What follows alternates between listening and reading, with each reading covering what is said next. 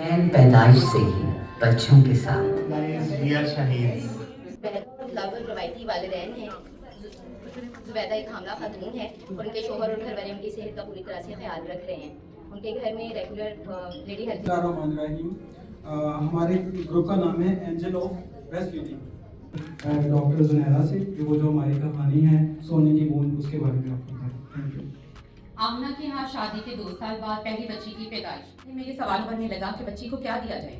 आमना की सास ने कहा, हमारे यहाँ तो रिवाज है कि बच्ची को शहद की घुट्टी दी जाती है। बच्ची की नानी बोली, नहीं, इसको फीडर में डाल के रख देते हैं। ये सब सुनकर जमीला ने इनको खामोश करवाया और कहा कि मेरी बात तवज्जो से सुने। अल्लाह ने माँ की दूध की सूरत में एक अनमोल तोहफा दिया है और पहले घंटे में उतरने वाला दूध बच्चे के लिए सोने की बूंद से सोने से ज्यादा कीमती है। कर दी जाए और कम से कम 2 साल तक बच्चे को दूध जरूर पिलाया जाए और साथ साथ बच्चे को माँ अपने सीने से लगाए, उससे बातें करे। तो खवातीन ने पुरजोश होकर पूछा, क्या बच्चा हमारी बातें सुनता है? जमीला ने कहा, हाँ बिल्कुल, इससे बच्चे में और माँ के दरमियान लगाव पैदा होता है। ये इसके लिए फायदेमंद है। ये सब सुनकर आमना की सास ने जमीला का माथा चूम लिया और इसको इतने कीमती मशवरे देने के लिए शुक्रिया अदा किया और दुआ। हमारा टॉपिक है पैदाइश के बाद बच्चे में खतरे की अलामात। एक दफ़ा का जिक्र है कि बुच्चे के एक नवाही गांव में ख़ानदान रहता था जिसमें 20 साल दिलावर, बीवी और उसकी माँ रानी थी। एक मुतवस्सित घराना था, सहूलतों की कमी थी, गांव बहुत दूर था। पेट के मेरे हवाले कर दिया। और क्या यार, मेरी सास ने कहा कि पैदाइश के फ़ौरन बाद गुट्टी दे दो, तो शहद की गुट्टी भी दे दी गई। और जैसे ही गुट्टी दी तो बच्चे की तो हालत ख़राब हो गई, सांस में दुश्वारी होने लगी। अब क्या था? डॉक्टर ने कहा, ये तो आपने बहुत जुल्म किया। एक तो आपकी अपनी उम्र कम, दूसरे सेहत की बुनियादी सहूलियात मुयस्सर न हुई और कमज़ोरी की वजह से बच्चा तो टाइम से पहले पैदा हो गया, ऊपर से उसको आपने गुट्टी भी दे दी। तो ये मसले मसाइल तो होने ही थे। नाव के पास बच्चे के पेट से जिल्द को ऊपर उठा के देखें। अगर जिल्द फ़ौरन अपनी जगह पे वापस आ जाए तो इसका मतलब है आपके बच्चे में पानी की कमी नहीं है, और अगर वो अपनी जगह वापस आने में थोड़ा टाइम ले तो आपको ये महसूस हो जाना चाहिए कि आपके बच्चे में पानी की शदीद कमी वाक़ई हो चुकी है, जिसके लिए उसे फ़ौरन किसी मुस्तनद डॉक्टर के पास लेके जाना। हमारे ग्रुप का नाम है Rahbar and we are working for the welfare of the community and ये हमारी रहबर यूनियन है और हमारा गोल है health for all and all for health. हमारे पास डिलीवर हुई हैं एक महरीन जिनकी उम्र है 24 साल और उनको हमने नॉर्मल डिलीवरी हुई है। राइट। ऑलरेडी वो वेरी वेल काउंसल्ड थी। के दोस्त भी हैं, मेरी बेटी भी है। जैसा कि मैं आपके पास पहले आपके हमल के दौरान आती रही हूँ, आपसे सारी मेरी बातचीत होती रही है और जितने भी ज़रूरी बच्चे के लिए भी तो आपने अपने जो किए चेकअप और सारी चीज़ें, डिलीवरी भी हमारी जो है बच्चे अस्पताल से होगी माशाल्लाह अल्हम्दुलिल्लाह। तो बहुत शुक्रिया आपका भी। खालाजान आपने भी इसमें बहुत अच्छा काम किया और भाईजान आप भी इसमें यकीनन जो है वो इसके अप्रिसिएशन के मुस्तहिक है। तो अभी मैं थोड़ा सा जो है ना चीज़ों को दोहराती हूँ ताकि मेरी बेटी को ये सारी चीज़ें जो है वो याद रहे कि हमने क्या क्या चीज़ें जो है वो तय की थी और इनको हमने किस तरह से अभी भी करना है। ये आपने बहुत अच्छा किया कि बच्चे को अपने साथ जो है आपने जिस्म के साथ जो है लगा के रखा हुआ है, तो ये इंतहाई ज़रूरी है। जैसा कि मैंने भी बताया था और डॉक्टर साहिबा ने भी, जो ही हमारा ये चांद बेटा जो पैदा हुआ तो उसी वक्त उन्होंने देखा कि आपके पेट पे रख दिया, इसको आपके जिस्म के साथ लगा दिया, तो ये बहुत ही ज़रूरी है। तो एक खातून जो है उनको भी माशाल्लाह इसी तरह से अल्लाह ने बेटा अता किया और उसके बाद देखिए उन्होंने अपने जिस्म के साथ उसको कितने अच्छे तरीके से लगाया हुआ है। तो इसको हम अपनी ज़ुबान में जो कहते हैं कि KMC या कैंगरू मदर केयर भी कहते हैं, ताकि बच्चे को जब जितनी गरमाइश बाहर आके चाहिए माँ के पेट से बाहर आके, बिल्कुल यहाँ पे दर्जा हरारत फ़र्क है, तो वो इंशाल्लाह इससे बहुत सारी बीमारियों से महफूज रहेगा। उसके बाद देखिए हमने बात की थी ना कि पहला घंटा जो है वो सुनहरी घंटा है, तो ये भी आपने बहुत अच्छा किया कि आपने अपना जो दूध था, जो सुनहरी दूध जिसको हम कहते हैं, वो आपने बच्चे को दे दिया। देखिए इसी तरह से देखिए इसके कितने फायदे हैं कि अगर नंबर 4 है ऑलराउंडर्स और क्वेश्चंस करेंगे हम लोग आपसे। रेडी है सब? क्वेश्चन नंबर 1 है, कितनी उम्र के बच्चे को ठोस ग़िज़ा शुरू करवाई जा सकती है और क्या?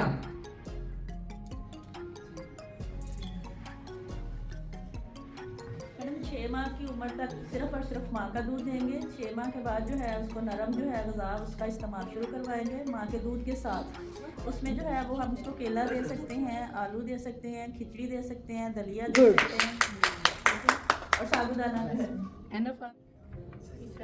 Thank you very much. Thank you. Clapping. Salim आज आपका लूडो के लिए हैं फिर रोंदे ना मारी मेरे नाल अच्छा नहीं नहीं बैठ जा नहीं मैंने नहीं तू बहुत तंग कर नहीं ਆਪਾਂ ਦੋਨੋਂ ਖੇਡੀਏ ਠੀਕ ਹੈ ਨਾ मैं खराब कर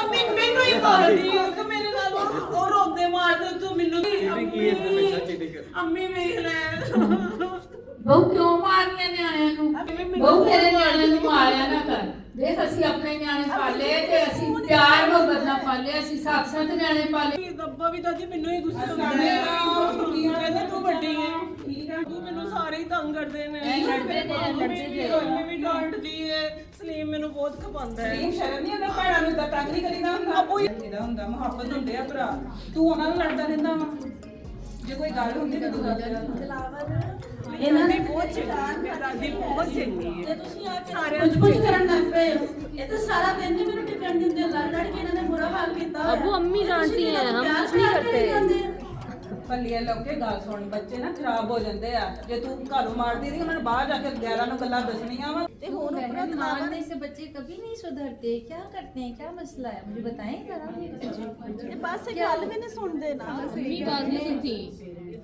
अपनी मर्जी करती हैं आप पहले सुकून करें अभी आप और गुस्से में लगे हैं आए बैठे जरा देखिए बच्चे मारने से कभी भी नहीं सुनते कभी नहीं बच्चे अगर आपकी बात नहीं सुन रहे हैं ना मैं लेके आई हूँ मैं आपको मैं घर से ना बहुत आपकी आवाज़ें आ रही थी झगड़े की समझ तो मुझे आ गई थी कोई घर में झगड़ा चल रहा है बच्चों की भी आवाज़ें आ रही थी आपकी भी आ रही थी मैं कहा मैं आके ज़रा देखिए बच्चे जो घर में ना इस तरह सबके बच्चे लड़ते हैं सबके जबरदस्ती करेंगी मारपीट करेंगी तो उससे हल नहीं निकलेगा आपने तो उसका हल निकालना है खाला ਤੁਸੀਂ ਬੜੇ ਅੱਛੇ ਹੋ ਤੁਸੀਂ ਰੋਜ਼ ਆਇਆ ਕਰੋ ਸਾਡੇ ਘਰ ਮੇਰੀ ਮੰਮੀ ਨੇ ਇੰਜੀ ਸਮਝਾਇਆ ਕਰੋ अम्मी ने समझ गया जी ठीक है देखिए जो बच्चा जिद करे ना उसको थोड़ी देर के लिए छोड़ दे नहीं उसके देखिए जिद करने वाले के साथ जिद का क्या फायदा छोड़ दिया करें और उससे क्या होता है कि बच्चा थोड़ा सा नॉर्मल हो जाता है फिर जिद भी छोड़ देता है आप भी जिद लगाएंगे तो बच्चे में और आप भी क्या फर्क रहेगा और हाथ नहीं उठाना चाहिए कभी भी घर में बाप का कर रहा बेटा मेरा तेरा अब्बा हूं वाला खाना तो बना लेने देना उन्होंने आपको बोला ना देना बनाया कुछ नहीं है अभी पहले रोटी बना लो पहले रोटी बना लो आ गए आप चल बैठो आप बात सुन लेना बच्चों की मैं क्या क्या करूं अभी अम्मी के लिए भी खाना बनाना है आप बैठ गए आपके अब देखिए ये अब आपकी भी जिम्मेदारी है आप क्या कर रहे हैं मैं अकेली क्या क्या करूं ਬੋਲੀ ਜਾ ਰਹੀ है फीडर तो अच्छा चले बैठे बच्चा मैं लेके आती हूँ मुझे सिर्फ 2 रोटियां बनानी है मम्मा देखिए ना टीचर ने आज इतना मारा है देखिए मेरा मुंह लाल कर दिया उन्होंने हाँ मैं करती हूँ बेटे अपने अब्बू से भी कुछ कह दो ना मम्मा वो तो सुन ही नहीं रहे आ जाए बाजी खुला है दरवाजा आ जाए अस्सलाम वालेकुम बाजी क्या हाल चाल है आपका क्या मुश्किल है क्या मैं चलती हूँ इनके वालिद साहब किधर है भाईजान किधर है बस देख ले बाजी अभी आए हैं सुबह के गए हुए और आके मोबाइल लेके बैठ गए हैं कोई परवाह नहीं है बच्चे रोजी आई हैं हाँ जी भाईजान क्या हाल चाल है आपका ठीक है हाँ जी भाईजान तो आप थोड़ा सा मैं आई थी मैंने कहा मैं बाजी बहुत थकी रहती है हर वक्त और उनको इतने मसाइल का सामना है तो मैंने कहा मैं आपसे थोड़ी बात करूँ आपसे पूछना चाहिए आप घर में कुछ मदद करवाते हैं बाजी की बच्चे में क्या काम करते हैं क्या इनकी मदद कर सकता हूँ मैं बाहर से पैसे कमा के लाऊँ सारा दिन का खपा हुआ आता हूँ आके इनकी मदद करना शुरू कर दूँ क्या मैं मुझे आराम की ज़रूरत नहीं है क्या भाईजान आपकी बात बिल्कुल वजह है और मैं समझ सकती हूँ कि आप बाहर कमाते हैं मुश्किल होती है परेशानियाँ होती हैं पर ये कि जो घर में भी खातून होती हैं वो भी सुबह की उठी हुई होती हैं बच्चों के साथ खपना सारे काम शाम करना तो उनको भी थोड़ी मदद की ज़रूरत होती है और उस मदद के लिए कोई बहुत ज़्यादा कोशिश नहीं करनी पड़ती तो आपके ख्याल में आप कितना टाइम बच्चों को दे सकते हैं अपने पूरे टाइम में से कितना टाइम ऐसा है जो आप दे सकते हैं ज़्यादा से ज़्यादा 15 मिनट दे सकता हूँ बस इससे ज़्यादा नहीं सिर्फ ये बताना चाहती हूँ इस तस्वीरी खाके की मदद से कि ऐसे कौन से छोटे छोटे काम हैं जिनमें कोई वक्त दरकार नहीं है लेकिन आप उसमें अपनी बीवी की बहुत अच्छी मदद कर सकते हैं अब आप इसमें देख सकते हैं ये ज़ुबैदा और दिलावर ये मियाँ बीवी हैं आप देख सकते हैं इनके 2 बच्चे हैं सुल्तान और रानी और आप ये देख सकते हैं कि अब ये किस किस तरह से अपने बीवी की मदद कर रहे हैं और किस किस तरह से वो आप बच्चे को थोड़ी देर पकड़ सकते हैं आपकी बीवी जो है वो किचन में मसरूफ़ है और उसको बच्चा तंग कर रहा है अब ये बच्चा है ये दूध मांग रहा है हमारा ग्रुप नंबर 3 है और हमारा जो टॉपिक है ग्रुप नंबर 17, जिसमें है कि आप घर के अंदरूनी और बैरूनी खतरात से किस तरह हम अपने बच्चों को बचा सकते हैं। घर के अंदर जो खतरात होते हैं उसके बारे में बताया है, जो कि जिसमें आग, माचिस, चाकू, तेजाब की बोतल्स पड़ी होती हैं सामने। बच्चों आपको पता है ये क्या चीज़ है? उमर आप बताओ क्या है? आग से क्या? नहीं बेटा, हाथ नहीं लगाते, इससे हाथ जल जाता है। नहीं इससे हाथ जल जाता है। एप्पल काट बेटा, मामा काट के देंगी ना, मैं काट के देती हूँ। आपको स्टोर में नजर आती है उससे अवेयर रहना है। मामा बाबा की, दादा दादी की कोई मेडिसिन आपको नजर आती है उससे दूर रहना है। में गिर के भी आपको जो है वो नुकसान पहुंच सकता है। इसके अलावा जो घर के बाहर के खतरात है उसमें यह कि जब आप पार्क में खेलने जाते हो तो झूला बहुत ध्यान से लेना है, बहुत तेज़ रफ्तार नहीं लेना, उससे गिर के आपको चोट लग सकती है। इसके अलावा जो सबसे इम्पॉर्टेंट चीज़ है वो ये है कि अगर कोई अजनबी आपसे बात करना लगे तो उससे अवेयर रहना है और आपको ये पता होना चाहिए कि आपकी बॉडी के कौन से पार्ट्स हैं जहाँ जो आपको हमने बताया हुए हैं वहाँ पे आपको कोई टच नहीं कर सकता। मामा ठीक है, तो हमारे जो खेल हैं वो हमने इस तरीके से बना लिए कि पानी के साथ खेलना, जमीन पे और आसमान के ऊपर पतंगबाजी वगैरह इस किस्म के। तो ठीक, अब खेल में खेलेंगे कि सबसे पहले कि इसके अंदर से शेप्स और कलर आइडेंटिफिकेशन भी है। तो आप लोगों से पहले ये सारे बच्चों से कि इसमें शेप्स आइडेंटिफाई, बच्चों एंगेज हो, एरोप्लेन उड़ाएं, शाबाश,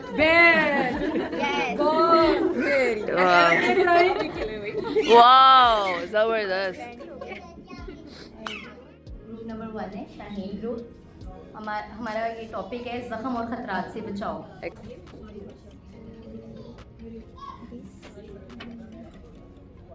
फायर को डॉज करते हुए, स्ट्रेंजर को डॉज करते हुए, शार्प ऑब्जेक्ट्स को भी डॉज कर लिया।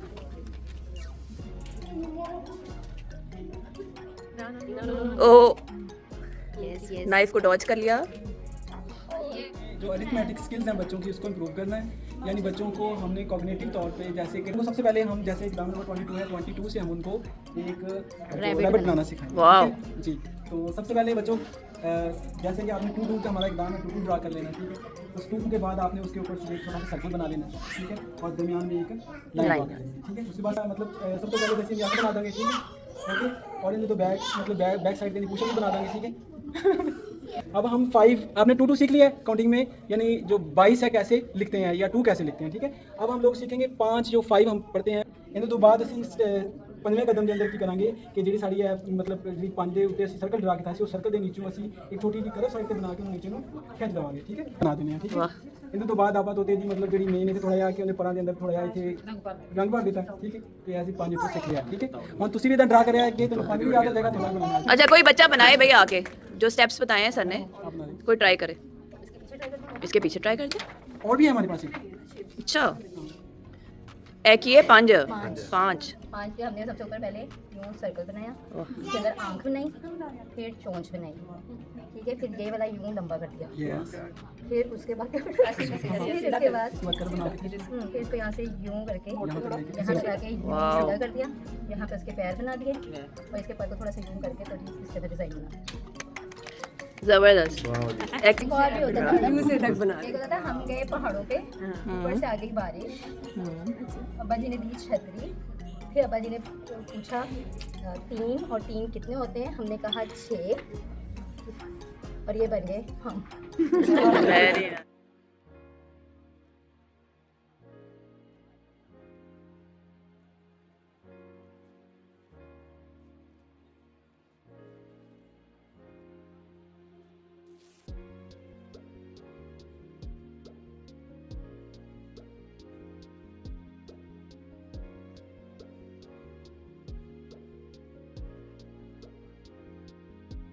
मैं मैडम चांसती थोड़ा सा अपना पॉइंट ऑफ व्यू दूंगा इस ट्रेनिंग के लिहाज से।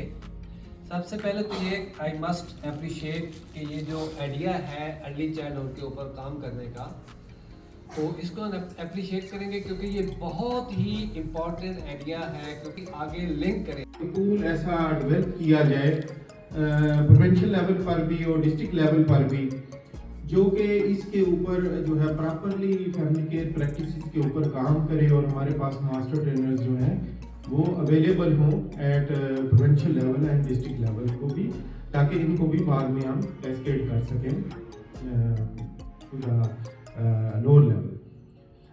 इसके अलावा अब आपने देखा होगा कि हमारे जो 5 मेन टॉपिक्स थे जिनके ऊपर हमने बड़ी डिटेल में ट्रेनिंग हुई, जिसमें चाइल्ड हेल्थ है, न्यूट्रिशन है, इसी तरह रिस्पॉन्सिव केयर गिविंग है, सेफ्टी सिक्योरिटी है और अर्ली लर्निंग है।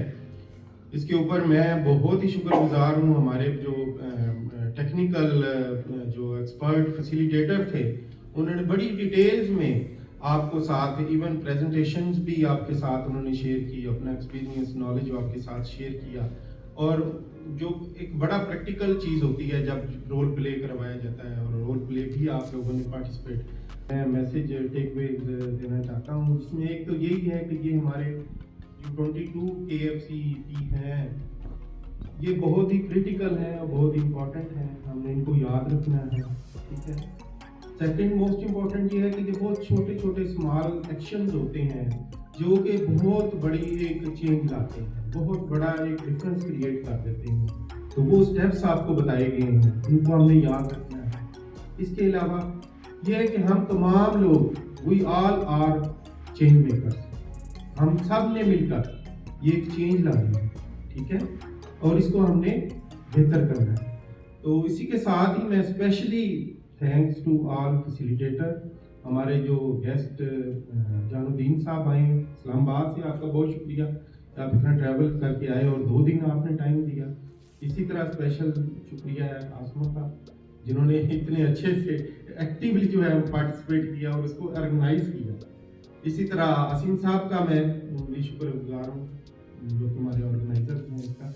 तो आप तमाम लोगों के लिए बहुत सारी तालियां, फैसिलिटेटर्स के लिए भी तालियां, और तमाम लोगों का बहुत शुक्रिया। Thank you.